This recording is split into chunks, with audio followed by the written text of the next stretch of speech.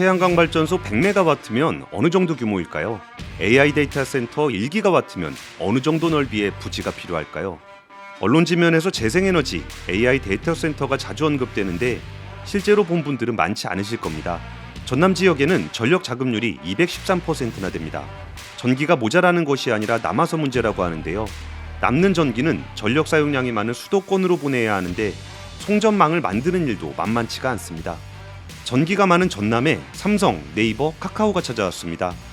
AI 컴퓨팅 센터를 포함해 해남 솔라시도에 데이터 센터 구축을 위해 투자하겠다고 밝힌 액수만 17조 원이 넘습니다. 왜 기업들이 재생에너지를 찾아 전남까지 왔는지 대규모 태양광 발전소와 풍력 발전 터빈이 있는 목포항까지 따라가 봤습니다. 안녕하세요. 저 삼프로TV의 권순우 취재팀장입니다. 오늘 에코노믹스 4부는 현장에서 준비를 했거든요. 진짜 에너지가 어떻게 만들어지고 현장에서는 어떻게 느끼고 있는지에 대한 이야기를 좀 나눠보려고 합니다. 주민 수용성은 어떤지, 재생에너지의 미래가 있는지, 그리고 서남권의 반도체 클러스터나 AIDC 이후에 이 현장 분위기가 어떻게 돼 있는지까지 끝까지 저와 함께 하시죠.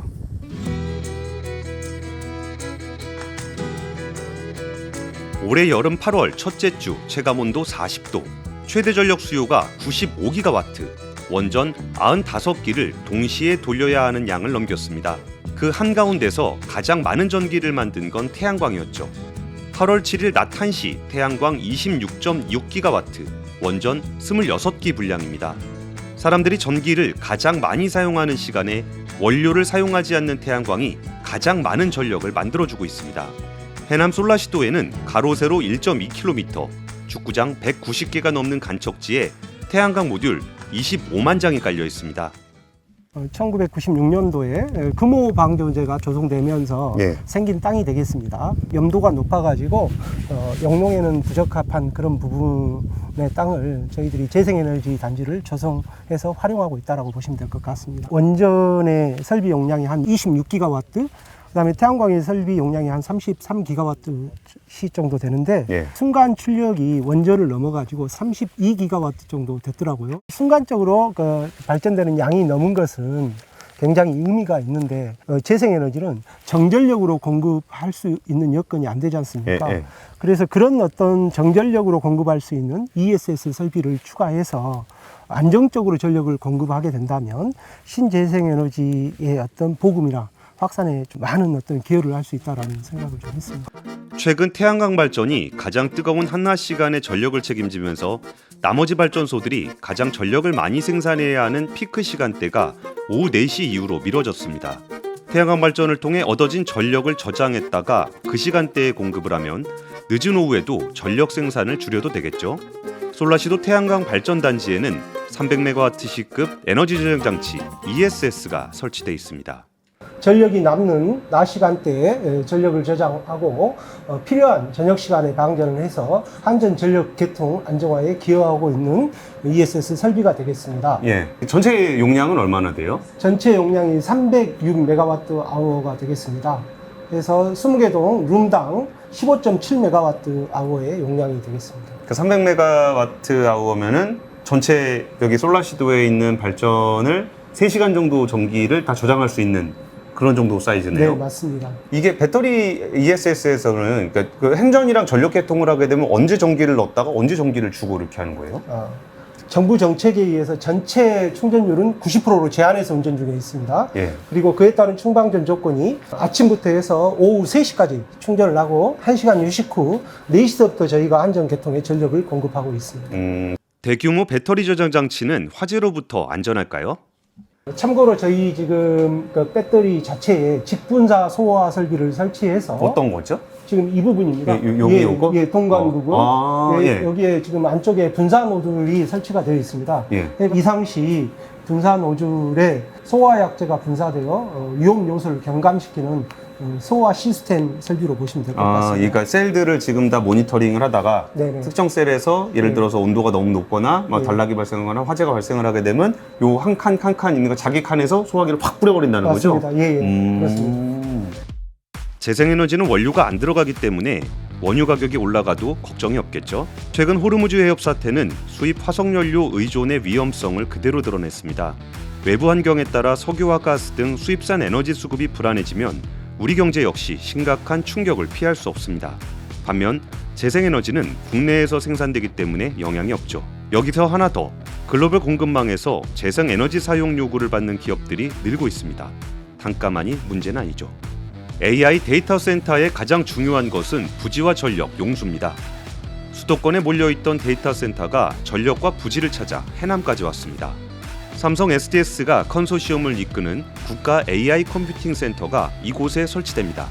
총 사업비는 2조 4천억, 정부가 주도하는 사업이 아니라 일반 기업들이 자발적으로 이곳을 찾아왔습니다. 삼성 SDS는 국가 AI 컴퓨팅 센터 외에도 스스로 필요한 200메가와트 데이터 센터를 구축할 예정입니다. 네이버 클라우드, 카카오, KT도 각자 필요한 데이터 센터를 만들기 위해 솔라시도와 계약을 맺었습니다. 외국계 회사까지 포함하면 거의 1기가와트에 가까운 규모인데 전력도 전력이지만 필요한 부지 규모가 여의도 면적의 절반에 가까운 40만 평이나 됩니다. 전력이 사업의 핵심 요소이기 때문에 재생에너지가 풍부하게 생산되는 곳을 찾아 이곳에 온 거죠. 수도권은 이미 한계인 상황이 좀 왔고요. 데이터 센터 사업은 국가 사업이었기 때문에 아예 공모 조건에서 수도권을 제외해서 공모가 나왔던 부분들도 있습니다. AI 데이터 센터로 이제 산업이 급격하게 전환이 되면서 전력 규모나 용수 규모나 거기에 필요한 부지의 규모나 확장성 이런 것들이 이미 수도권의 자리를 잡기에는 여러 가지 조건들이 이미 맞지 않는 상황이 현재 지금 펼쳐지고 있습니다. 기업들은 글로벌 탄소 규제에 대응하기 위해 탄소를 배출하지 않은 청정에너지가 필요합니다. 재생에너지 직접 구매 계약도 2023년 13건이었는데 올해 5월까지 118건으로 늘었습니다. 주주사가 아니면 신재생에너지 공급인증서 REC를 확보할 수 없는 정도라 대규모 재생에너지 발전이 가능한 곳이라면 무탄소 전기를 사겠다는 기업이 줄을 섰습니다. 재생에너지만으로는 산업시설에 전력을 댈 수 없다는 일반적 통념이 사실이 아니었음을 보여줍니다. 태양이 뜨는 낮에는 태양광으로 발전을 하면 되는데 태양이 지는 밤이나 낮이 짧은 겨울에는 어떻게 전력을 얻을 수 있을까요? 이번에는 풍력을 만나러 가보겠습니다. 자은도 앞바다에 위치한 전남 최대의 육상 풍력 발전단지입니다. 2016년부터 발전을 시작해 2018년까지 3단계에 걸쳐 순차적으로 상업운전을 시작했습니다. 3단계 단지가 모두 완성돼 62메가와트의 풍력 발전 단지가 완성이 됐습니다.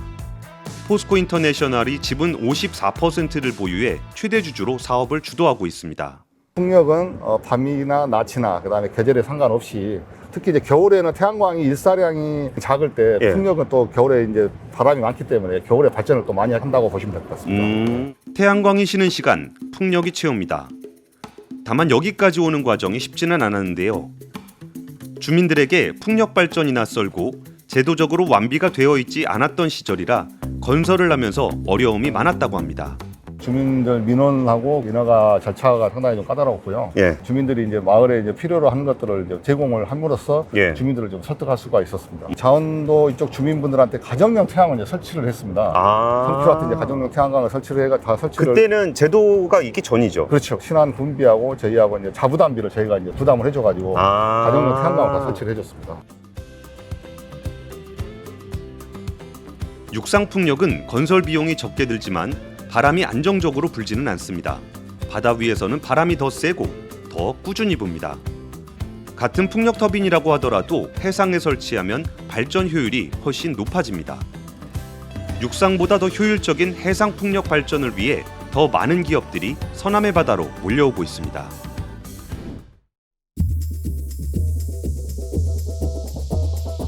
여기는 해상풍력 발전단지를 짓기 위한 자재가 쌓여있는 항구입니다. 해상풍력단지를 원활하게 건설하기 위해서는 항구도 필수 인프라입니다. 여기 보이는 풍력타워와 나셀, 브레이드는 바다에 설치돼 탄소 배출 없이 바람만으로 전력을 생산하는 풍력 발전소가 됩니다. 전남 같은 경우에는 재생에너지를 포함한 이제 에너지 자급률이 100%가 넘습니다. 더 많은 재생에너지를 유치하고 싶지만 현재 성전 개통의 문제로 이제 수도권으로 더 보낼 수 없어서 개통 접속이 지연되는 프로젝트들이 굉장히 많은데요. 대규모 반도체 클러스터가 이 지역에 생김으로써 4기가에서 6기가와트 그 이상 되는 규모의 전력을 소모할 수 있다면 그런 여러 프로젝트들이 훨씬 더 빨리 추진될 수 있고 좀 더 좋은 환경에서 추진됐고 그로 인해서 좋은 사업성이 더 확보될 걸로 저희는 기대하고 있습니다. 전력을 생산하는 양의 문제가 아니라 예. 이거를 쓸 수 있는 수요처가 더 있다면 예. 충분히 더 공급할 수 있다는 거죠. 네, 맞습니다. 실제적으로 낮 시간대에 예. 태양광 발전하는 많은 발전소들이 일부 발전을 중단하는 경우도 많습니다. 접속 제한이라고 하죠. 예, 예. 네. 해상풍력은 한국 상황에서 건설 비용이 비쌉니다. 안정적인 인프라가 구축돼야 하고 규모의 경제를 이루려면 더 많은 풍력 단지가 만들어져야 합니다. 설치 선박만 하더라도 풍력 터빈 설치량이 많지 않아 유럽에서 빌려와야 되는데 하나그룹이 과감하게 설치 선박에 투자하기로 했습니다. 지금 당장 저희들이 좀 집중해야 되는 부분은 인프라 문제라고 생각을 합니다. 인프라. 예. 예. 오늘 보셨던 여기 목포 신항만 예. 우리나라에서 유일하게 해상풍력 전용 부도로 현재 사용하고 있는 아. 항만입니다. 하지만 이런 항만도 해상풍력 단지 하나를 공사하는데 1년에서 2년 정도를 잡아먹게 되거든요. 즉 이런 항만 5개가 있어야 1년에 5개의 프로젝트가 가능하고 5개의 프로젝트를 해봤자 2기가와트가 가능합니다. 즉 국가에서 현재 목표하고 있는 연간 3에서 4기가와트 정도의 해상풍력 공사를 추진하기 위해서는 이런 항만들이 국내에 7개에서 8개는 더 만들어져야 되는데 항만을 만드는 것 자체가 굉장히 많은 시간을 소요하게 되고 많은 재원과 많은 노력들이 필요하기 때문에 그런 것들 좀 선제적으로 검토될 필요성이 있고요. 재생에너지가 비싼 건 사실입니다. 해가 지면 멈추고 바람이 안 불면 서는 것도 맞죠. 그런데 이 단점을 누구보다 잘 아는 기업들이 왜 자기 돈을 들여 재생에너지를 사고 있을까요? 배터리로 전기를 저장하고 전력망에 다른 전원과 엮어 날씨의 한계를 넘는 기술이 이미 현장에 들어오고 있기 때문입니다. 판이 커질수록 발전 단가도 빠르게 떨어지고 있죠.